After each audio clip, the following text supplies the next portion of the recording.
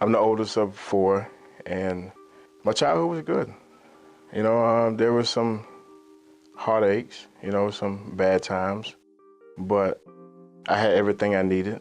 Food was always a part of my upbringing. It was always fresh vegetables and, that type of thing. So it was natural that I became a chef. I started drinking when playing sports, and it just seems like it was a thing to do. It's kind of like I was doing it just to fit in. It became a problem when my grades started to plumb, started to go down, and I couldn't play sports no more. So I started hanging out with drug dealers, started selling drugs.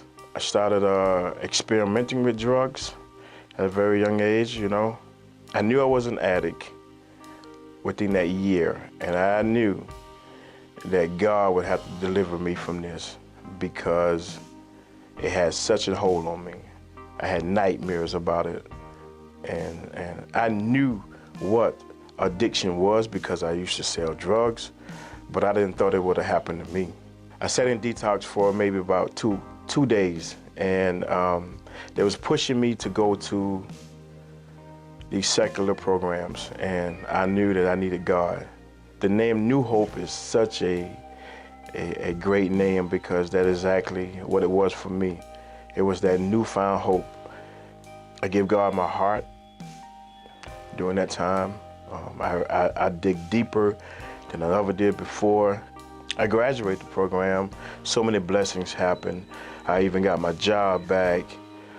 They even gave me a raise to come back to work, and things started happening so fast. Imagine an addict, fresh out of rehab, just relapsed, and they offered me 65 grand to be executive chef to move to North Dakota. Apartment, everything was paid for, everything furnished, and I went for it, knowing that it was the wrong decision. I just knew it was the wrong decision.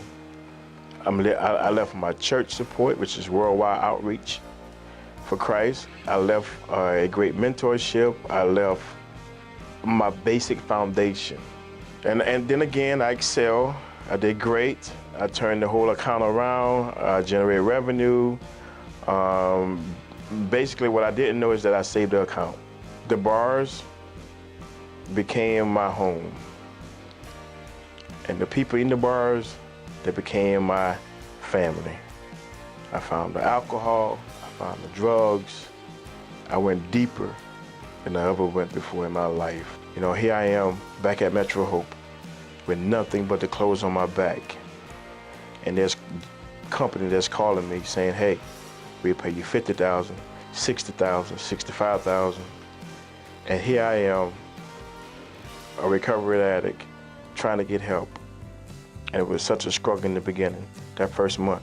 I don't know, should I go or should I stay? And I remember God speaking to me during that time. If you would stay and wait,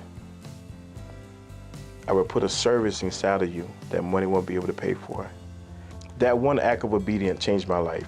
Let me say it like that. And here I am now. I'm so thankful I didn't go anywhere. Jeremiah 29:11 is kind of the scripture that Cooks of Hope is based off of. For I know the plans I have for you, declares the Lord. Plans to prosper you, not to harm you, give you a hope in the future. It's the foundation of Cooks of Hope, of cooks and chefs and bakers and people coming together for a great cause to give that hope that are so very, very important to all of us, not just addicts, to everyone.